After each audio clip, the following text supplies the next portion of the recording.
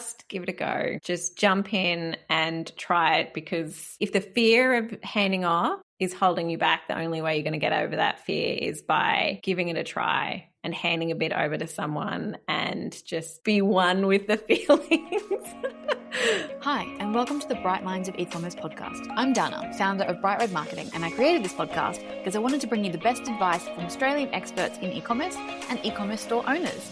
If you're wanting relatable stories and actionable advice, as well as the latest Facebook advertising strategies, you're in the right place. So let's get into today's episode. Hi, and welcome to the Bright Minds of E-commerce podcast. Today we're here with Lauren from Kuddly Kids. Welcome, Lauren. Hi, thank you for having me. It's so good to have you. Lauren's one of our favourite clients. She is wonderful. You own Kuddly Kids. Give us a little bit of the rundown. What is Kuddly Kids? Kuddly Kids is this is a tricky question for me to answer sometimes because we are so broad, but we are a children's and baby store, and we have anything from your first little baby up till about 8 years old. Yeah, and I am biased obviously because Lauren's a lovely client of ours, but the stuff she has is so bloody cute. Let's go back to the beginning. You bought Kuddly Kids. What was that process like? Because buying businesses is something people are always curious about. Honestly, I had zero idea of what I was doing. I stumbled into Kuddly Kids one day when we'd moved back to the Sunshine Coast with my daughter in my arms, asleep, hunting down a Christmas present. And I walked in and went, if this shop ever comes up for sale, I'm going to buy it. And the universe had their ears out that day. And I think it was a few months later, up pops into my Instagram feed, Kuddly Kids is for sale. And I think I nearly blacked out because I was like, well, oh my God, okay, well, I've said this. And then now here it is, and I've got to do something about it. So I had zero business experience going into this. I had no idea what it was like to run a small business. I'd worked in retail, I'd worked in hospitality, I was an interior designer, I was a property stylist, and then all of a sudden I was like, oh, so I'm just going to run a shop. Right, cool. Yep, fab, love that. Was there anything in that process that you learnt that you're like, oh, that would have actually been handy to know before I bought a business? Like everything, so many things. I probably wish that I was a bit more firm with things, like because I felt really unsure. I remember doing the stock take when we were taking over the range. We had to figure out how much product they had on hand so that we could pay them for that. And I wish I'd been a bit more brutal and saying actually, no, I don't want that stock. I don't want to deal with problems that you've created. And instead I just took it all on board and thought, well, I'll deal with that later. And it created a lot of work for me. Some of that stock is still hanging on now, and I'm like, this year is I'm going to get that sorted, but just put it in a gift bundle and give it away. Yeah, exactly. So I wish that I had a bit more confidence in my ability to go, no, actually that's not something that I want. This is what we want to take on. But I was so fresh, so new. I had no idea what I was doing. Yeah. Are you still happy with the life choice to have that dream and then it popped up and you're like, yes? Is there anything that you would change in that process now? Man, I don't know. Depends on what day you ask me. I mean, that's a business owner, right? That's always how it goes. Exactly. Look, we've had a lot of life changes in that as well. When we bought the business, my husband was working away, not to the capacity that he is now. Had a very different family kind of environment, and we've also started homeschooling our kids in that time. So much has changed. I'm glad that we did it, and I'm glad that we have the business because it gives me the opportunity to kind of feel like I'm doing something, that I'm not just mum, I'm actually creating a business. Yeah. And I've been really reflective lately and thinking, oh man, look at what we've done in 5 years. From where we came from to now. You should be so proud. Yeah, I need to give myself probably a bit more credit for it, because if 2021 Lauren saw where we're at now, I just don't think she'd really believe that we actually got there, because it didn't feel like it then. It just all felt really hard at the beginning. Yeah, it's one of those things you look back on it and you're like, actually I really have come so far. Yeah, because it happens in little stages. It's just one little decision and one little step.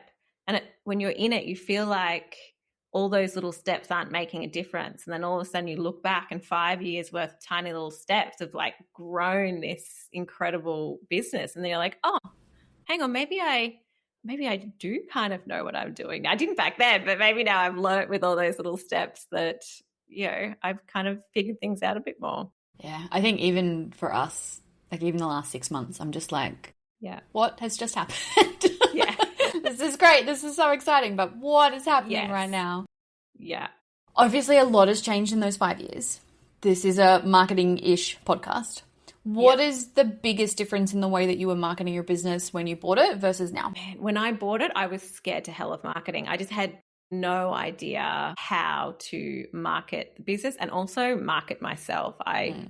Social media was just terrifying to me. The thought of getting out in front of all these people and putting myself online, it blocked me a lot. And I have been thinking lately, if I did get myself out on social media back then, would we be in a better position now? Because I do think that I held the business back a bit by not fully embracing social media and kind of disrespecting and disregarding it a little bit. It's a hard one because it is just so scary. So you're certainly not alone in that. I mean, one of the reasons that I reached out to have you on the show is from a reel you posted. So people are watching them. Oh my God. You had a really lovely reel where you talked about all of the wonderful businesses and humans that are supporting you. When was the first time that you really realized that you needed help and either couldn't or didn't want to do business alone? Look, I'm pretty lucky. Right from the beginning, my best friend had moved back to the coast and we were both living here. And she just happens to be a branding designer and web developer. So I didn't realize it back then. Maybe I did, but she was always by my side helping me with our website. She did all our branding. She helped me set the shop up the first time we opened. So without her, I couldn't have done all those things in the early days. But then from that to like stepping comfortably into finding the next person to help, like that was a few years. Because there's a big difference between trusting your best friend who you've known since you were 5 and then finding the right people to step in and support you with the business. And it probably wasn't until I burned my nervous system to the ground trying to do all the things that I went, actually, I got to let go of the reins. I've got to let go of control and get some help. Yeah, there's always tends to be a breaking point. Yeah. Sometimes there is actual breaking involved, unfortunately, and sometimes there's just like a kerfuffle that you go, okay, moving on. I remember that like so clearly. We had a big warehouse sale and we were clearing the deck of a whole lot of dead stock that we were holding on to, and it was massive. And it was like a week of prep, 3 or 4 days of this massive setup. And at that point, I had hired my first staff member. So we had the wonderful Jackie working. But I pushed myself so hard in that. And then I got so sick afterwards. Like, oh, man, it was one of those winters that is burned into my body and into my mind. It was horrific. I'm unhappy that you had an horrific experience to get there, but I am happy that you have wonderful people to support you now. Yes. For anyone who wants to avoid the burnout or is there themselves, what were some of the lessons in handing things over that made that easier, whether they were lessons you learned in the doing or in the after process? Probably my biggest lesson is that you've just got to let go of the reins. You've got to let go of control, and you've got to be really clear of what your business is and what it stands for. And I think this is something that I didn't have when I first started handing off work to people. I wasn't totally clear on exactly what Kuddly Kids was, and I'm only probably really getting that clarity now. And I think that when I handed that off to people, that flowed through, and it was hard for them to do what they needed because I didn't know what I needed at that point, but I also just needed to get some help. So it was kind of like learning while doing. Yeah. It's really hard. I've been really lucky with my hires. You've met some of my girls and they're all absolutely amazing. And it is such a really hard thing when you've been it for so long to sort of hand the reins over Yeah. and go, you're now responsible for this one bit. Obviously, that letting go is something a lot of people really struggle with. Do you have any tips for people that are in that position where they're like, I want to keep it for myself, even though it's probably not something they should be continuing to do themselves? I think if you find the right people and you vibe check them and you find your people, the handing over is so much easier. Yeah. I'm in agreement. I rightly or wrongly am very much a vibes hire. Yeah. It doesn't. Like qualifications are important. Yeah. Knowing that you can do the job is great. Yeah. But I need to feel like the vibes are going to match. Yes. Because, I mean, for me, people come to us because they like the vibe of me. Like, they've usually spoken to me first. It needs to sort of go along those lines. Yeah. I mean, in your store, especially if people are like face-to-face or you're having meetings, you need to be on the same page. Yes. And I think that's really important. Definitely. How did you decide what were the jobs that you wanted to keep doing versus the ones you wanted help with? It was the jobs that terrified me, that were so far out of my realm of knowledge, like being a mum, you know, being an interior designer. I could pick the products, I could make the store pretty, but I could not do. I think I went into the dashboard and panicked and went, I can't, this is not something that I can do.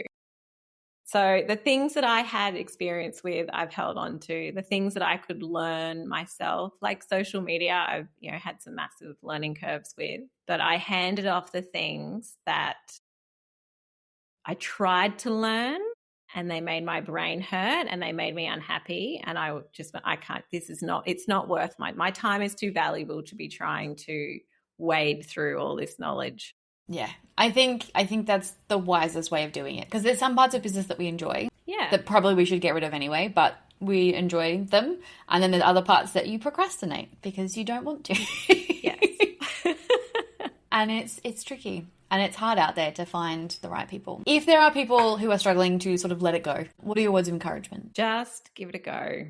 Just jump in and try it, because if the fear of handing off is holding you back, the only way you're going to get over that fear is by giving it a try and handing a bit over to someone and just be one with the feelings. Yeah. I mean, you just got to do it sometimes. You just got to jump. Exactly. You have had a real transformation with your socials recently. Yes. It was something that I know you struggled with a little bit, and you are doing such a fabulous job at the moment. What is it that you struggled with previously, and what do you think has sort of shifted to make that easier for you now? I really struggled with being perceived by a lot of people.